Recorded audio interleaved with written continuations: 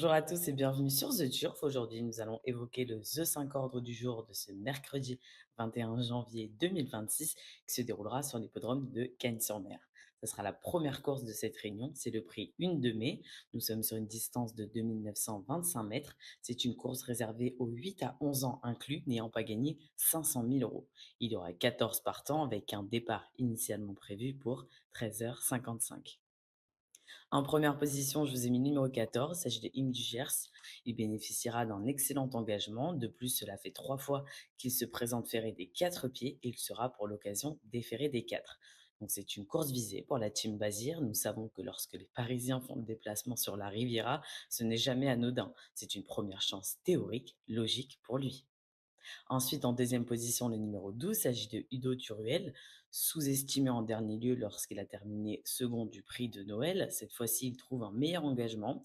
De plus, la forme est là, avec le bon parcours, il devrait bien faire. En tout cas, j'en attends un bon comportement.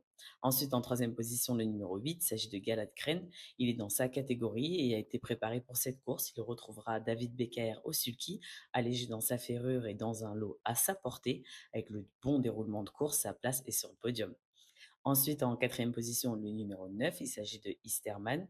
Il s'entend à merveille avec son driver Théo Briand, avec qui il vient de s'imposer. C'est un bon engagement, c'est un cheval maniable et régulier qui fait toutes ses courses. Sa place est dans notre The 5 ordre du jour.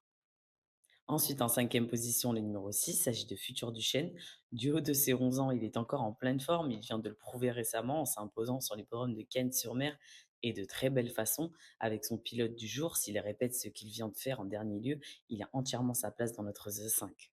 Ensuite, en sixième position, le numéro 4, il s'agit de Great of Madrid. J'ai l'impression qu'il revient en forme. Il sera associé à Gabriel Gélormini pour l'occasion. C'est un paramètre à prendre en compte, sachant que l'entourage est confiant. Avec un bon déroulement de course, il peut venir prendre une place à l'arrivée. Méfiance. Ensuite, notre numéro bonus en cas de non partant aujourd'hui sera le numéro 1. Il s'agit de Heraldic. Je vous récapitule mon choix en 6 chevaux avec mon numéro bonus. 14, 12, 8, 9, 6, 4 et notre numéro bonus, place.